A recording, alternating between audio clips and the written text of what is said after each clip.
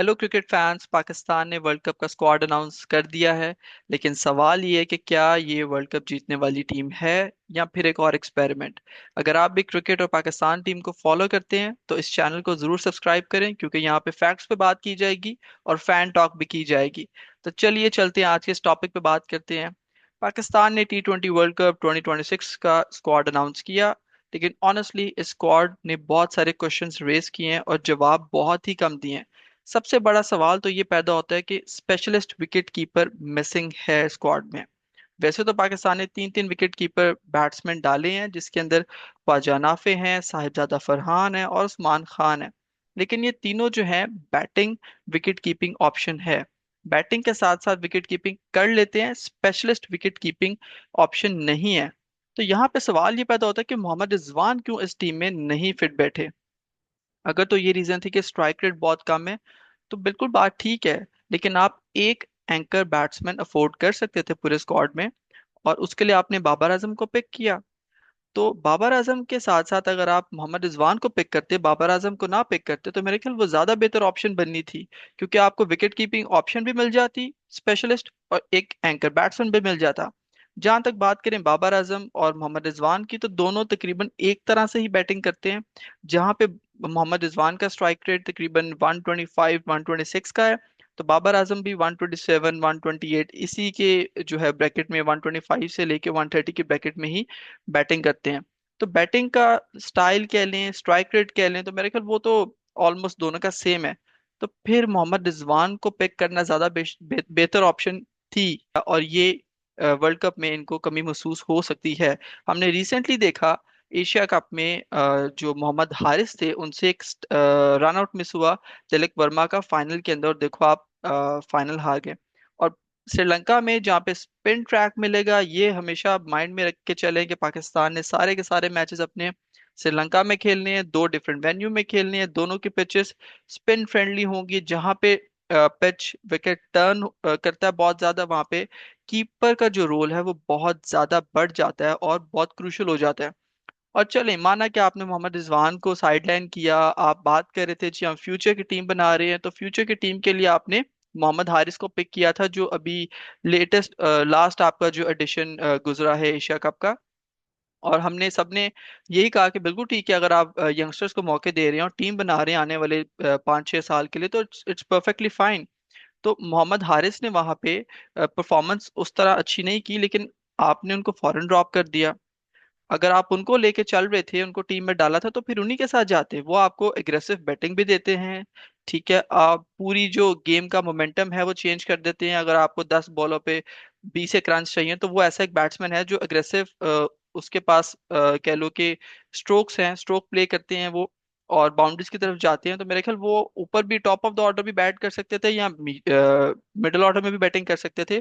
और एटलीस्ट अगर आप उनको लेके चले थे, तो आने वाले 3 सालों में एक आपका प्लेयर तैयार हो जाता, specialist wicket keeping batting option ready हो जाती मोहम्मद रिजवान की तरह। और शायद अगर उनकी कीपिंग में इंप्रूवमेंट होती, तो फ्यूचर में उनकी बैटिंग और कीपिंग मोहम्मद रिजवान से ज्यादा बेहतर होती। इन टर्म्स ऑफ T20 के कॉन्टेक्स्ट में बात कर रहा हूँ। T20 में वो तेज खेलते हैं, कीपिंग अच्छी हो जाती, तो मेरे ख्याल एक बड़ी अच्छी ऑप्शन मिल जाती पाकिस्तान को आने वाले 2-3 सालों बाद। बट प्रॉब्लम सिर्फ मुझे एक ही लगता है कि कंसिस्टेंसी सिलेक्शन में है ही नहीं। कभी यूथ, कभी एक्सपीरियंस और कभी यू टर्न। तो फैंस को भी समझ नहीं आती कि स्ट्रैटेजी पीसीबी की है क्या, सिलेक्टर्स सोचते क्या है टीम बनाते हुए, क्योंकि क्लैरिटी नजर नहीं आती उनके डिसीजंस के अंदर। बात करते हैं एक और पॉइंट नंबर 2 के ऊपर।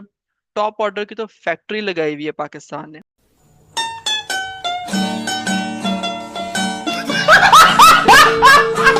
मिडिल ऑर्डर आपका बिल्कुल खाली है। तो मुझे कुछ बैलेंस दिखा नहीं यहाँ पे।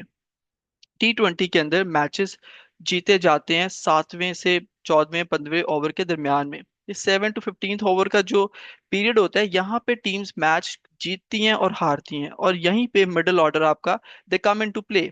उसमें होता क्या है कि आपके जो टॉप ऑर्डर के बैट्समैन है वो सर्कल खेलना जानते हैं और पसंद करते हैं। अब यहाँ पे देखा जाए तो पाकिस्तान ने जो है वो सलमान अली आगा, आजकल हम देख रहे हैं कि वो top of the order batting कर रहे हैं।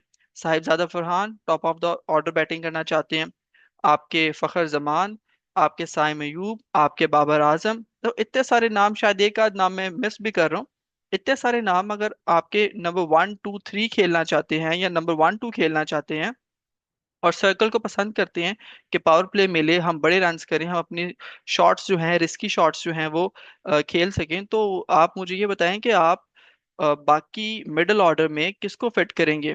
और जिनको आप मिडिल ऑर्डर में डालेंगे फिर कंप्लेन आती है कि जी मिडिल ऑर्डर के वो बैट्समैन ही नहीं है।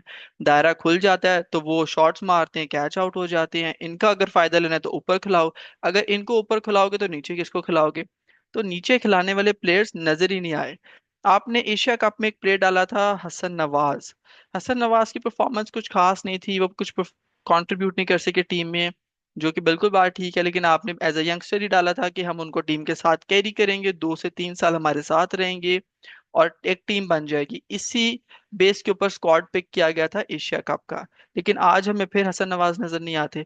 हसन नवाज जाने जाते हैं एक बड़े छक्के लगाने की वजह से, और मिडिल ऑर्डर्स में स्पिनर्स को बहुत अच्छा खेलते हैं। और आपको बहुत अच्छे से पता है कि आपको स्पिनिंग ट्रैक ही मिलने हैं श्रीलंका के अंदर, दोनों वेन्यूज में, और आपने फिर उनको पिक नहीं किया। शदाब खान, आपके नवाज स्पिनिंग ऑलराउंडर्स हैं, अच्छे हैं, बट इनकी कंसिस्टेंसी, शदाब इंजर्ड थे एशिया कप के दौरान तभी शायद पिक नहीं किया गया, अदरवाइज वो एशिया कप भी खेलते। लेकिन अदरवाइज बॉलिंग की बात की, जो सच बहुत अच्छी बॉलिंग तो कर नहीं रहे, उनका भी फोकस बैटिंग के ऊपर आ गया। लेकिन अगर बैटिंग में वो भी 25 30 रन करने हैं और वहां से हसन नवाज कर सकते हैं अच्छे रन, और वो आपको फ्यूचर में भी आपका अपने लिए स्पॉट फिक्स कर सकते हैं और पाकिस्तान के लिए टीम फिक्स बन जाएगी फ्यूचर में, तो मेरे ख्याल आपको उन्हीं के साथ जाना चाहिए था। पाकिस्तान का सबसे बड़ा मसला ही ये है कि पाकिस्तान हर साल, हर टूर्नामेंट से पहले एक ही गलती करता है, और यही गलती करता है कि बड़े नाम, फेस वैल्यू उनको टीम में ले आते हैं, और जो स्ट्रैटेजी सीरीज में सोची होती है उसको बिल्कुल ही भूल जाते हैं। तो मुझे लगता है कि उनको भी टीम में होना चाहिए था, एटलीस्ट स्क्वाड में होते, प्लेइंग 11 में आप डालते ना डालते, वो जो है वो आप पिक एंड चूज कर सकते थे based on conditions, based on आपका पूरा कॉम्बिनेशन, या आपके जो ओपोनेंट्स की टीम थी उसको देखते हुए उनका कॉम्बिनेशन। सो ये एक चीज है कि टीम बिल्डिंग जो होती है वो नेटफ्लिक्स सीरीज नहीं होती कि हर सीजन में आपके जो कास्ट है वो चेंज हो जाती है। तो टीम अगर आपने बिल्ड करनी है तो आपको तकरीबन 1 या 2 टूर्नामेंट्स इनको जो है वो दांव पे लगाना पड़ेगा, प्लेयर्स को लंबा चांस देना पड़ेगा। जिस तरह देखें बाबर आजम, शाहीन शाह अफरीदी, मोहम्मद रिजवान जो कि अब जाके बाहर हुए हैं, नसीम शाह, हारिस रऊफ, शदाब खान, इन्होंने कितने कितने एडिशन खेल लिए T20 वर्ल्ड कप के और ओडीआई के भी, चैंपियन ट्रॉफी भी। और आप मुझे ये बताएं कितने इन्होंने अपनी बेस पे जितवाए हैं। तो कोई भी आपको नजर नहीं आता टूर्नामेंट। तो जब आपने इतने ज्यादा बड़े रन के लिए, इतने लॉन्ग पीरियड के लिए इन लोगों को मौका दिया, तो इन यंगस्टर्स को क्यों आपने एक एशिया कप में मौका देने के फौरन बाद जो है टीम से बाहर बैठा दिया। सो ये चीज मुझे जो है वो समझ नहीं आई। और पॉइंट नंबर 3 मेरा जो है वो फास्ट बॉलिंग के ऊपर है। फास्ट बॉलिंग जो है वो किसी भी टूर्नामेंट को जीतने के लिए कहा जाता है कि बॉलर्स आपको टूर्नामेंट जिताते हैं। तो जो आपकी पेस पेट्री है उसको एटलीस्ट 145 प्लस, नहीं तो 140 प्लस कंसिस्टेंट फेंकनी चाहिए। हम ये नहीं कह रहे कि आप 140 प्लस ही 6 के 6 बॉल्स करवाओ कि हर ओवर में। इट डिपेंड्स कि पिच क्या डिमांड करती है, सिचुएशन क्या डिमांड करती है। बट आपकी एबिलिटी इतनी हो कि आप, अगर सिचुएशन रिक्वायर कर रही है कि 145 प्लस बॉल करनी ही करनी है, तो आप कर सको कंसिस्टेंटली, ना कि सिर्फ 1 या 2। तो शाहीन शाह अफरीदी की बात करें तो वो मेरे ख्याल लीड करेंगे इस पेस अटैक को। उनकी पेस वैसे ही 135 के करीब करीब आती है, 140 मैक्सिमम। तो वो मेरे ख्याल आराम से बैट्समैन टैकल कर लेते हैं, खेल लेते हैं, कोई इतना बड़ा चैलेंज है नहीं। अगर वो स्विंग नहीं आती बीच में, या वो अच्छी लेंथ नहीं आती, लेकिन अगर लेंथ भी आ जाए तो मेरे ख्याल T20 में बैट्समैन जो है रिस्क लेके, अगर आपको एक आधी शॉट लगाते हैं तो लेंथ आपको चेंज करनी पड़ेगी। अगेन पेस होती तो वो बड़ा अच्छा ऑप्शन होता है, क्योंकि आप पेस के साथ ब्लफ कर सकते हैं। आपने बहुत ज्यादा तेज बॉल किए, 2 3, साथ ही स्लोअर मार दिया, कटर मार दिया, तो वो वेरिएशन जो है पेस की, एक अच्छा आपको जो है वो रन ज्यादा नहीं होते, और आप जो है वो अच्छा आपका स्पेल जाता है। इसी तरह हम बात करें नसीम शाह की, तो नसीम शाह के साथ मेरा ख्याल उनको पिक क्यों किया गया मुझे समझ नहीं आई। पूरे साल, पीछे 2 साल से कोई परफॉर्मेंस नहीं है। अब जाके थोड़ा सा उन्होंने बेहतर कुछ परफॉर्म किया और टीम में आ गए। तो मेरे लिए तो ये अजीब सा डिसीजन था। इनके साथ साथ जो आप वसीम जूनियर थे वो डिजर्विंग थे, उनको आप लेके आते। जमान खान है जिन्होंने बिग बैश के अंदर अभी मैं लास्ट ओवर में 6 से 7 रन जो है डिफेंड करने थे, और उन्होंने बड़े अच्छे तरीके से वो ओवर निकाला। कंसिस्टेंसी है उनके पास यॉर्कर्स करने की। यॉर्कर्स चाहिए आपको, स्लो रन चाहिए, एग्जीक्यूशन अंडर प्रेशर चाहिए। और मेरे ख्याल वो जो है ये दोनों जो नाम हैं यंगस्टर्स, ये बिल्कुल कर सकते हैं। यॉर्कर्स अच्छे कर सकते हैं। एग्जीक्यूशन अंडर प्रेशर का मतलब ये है कि अगर आपने बॉल करना है वाइड लाइन के बिल्कुल साथ गुजारना है, अगर 5 या 3 बॉल लगातार वहां से गुजारने हैं, तो आपके 3 बॉल वहां से गुजरे, ना कि वाइड हो और ना कि वो फुल टॉस चले जाएं। तो ये चीज हमने नसीम शाह के साथ भी देखी है डेथ ओवर में कि वो कर जाते हैं। टैलेंट जरूर अच्छा है, लेकिन अभी आउट ऑफ फॉर्म है, पेस भी उतनी नहीं है, और कुछ खास परफॉर्मेंस है नहीं। तो मुझे लगता है कि सिर्फ सुपरस्टार हैं, ब्रांड फेस वैल्यू बन चुकी है, जिसकी वजह से टीम में नाम आ गया। Again, form players versus brand players का कंपटीशन पाकिस्तान, और जो चैलेंज है हमेशा यही फेस करता है कि हम फॉर्म के प्लेयर्स को टीम में डालें या ब्रांड जो बने हुए हैं उनको टीम में डालें। तो मुझे लगता है कि ब्रांड वाले जो प्लेयर्स हैं वो दोबारा टीम में आ चुके हैं, और हर वर्ल्ड कप से पहले यही चीज होती है। वो ओडीआई का हो, वो T20 का हो, या वो चैंपियन ट्रॉफी हो, कुछ भी हो, पाकिस्तान की एक स्टोरी है। तो मैं ये नहीं कह सकता कि स्क्वाड बहुत बुरा है। इस टीम में मैच विनर जरूर हैं, आउट ऑफ फॉर्म है, कुछ फॉर्म में भी हैं। और T20 गेम ऐसी है कि अगर आपके 2-3 प्लेयर पे क्लिक कर जाते हैं तो आप ये जो मैच है या वर्ल्ड कप है आप जीत सकते हैं। और पाकिस्तान के मैच कुछ बहुत ज्यादा तगड़े नहीं हैं।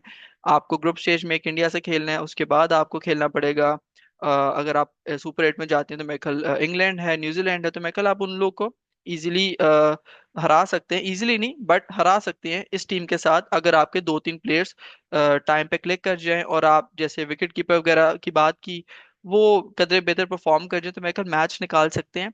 बट अगेन, अगर टीम बनानी है, जो बड़ी टीमें होती हैं, ग्रेट टीम जिनको बोला जाता है, जैसे ऑस्ट्रेलिया, इंडिया, वो अपने 2 से 3 टूर्नामेंट्स लगातार एक कोर ग्रुप के साथ खेलती हैं, जिसके साथ साथ 3 से 4 लड़के नए आते रहते हैं, लेकिन कोर ग्रुप उनका जो है वो कंसिस्टेंटली काफी टूर्नामेंट्स के लिए सेम रहता है। तब जाके वो वर्ल्ड कप जो है वो जीतते हैं। सो आपको क्या लगता है कौन टीम में होना चाहिए था, कौन नहीं होना चाहिए था?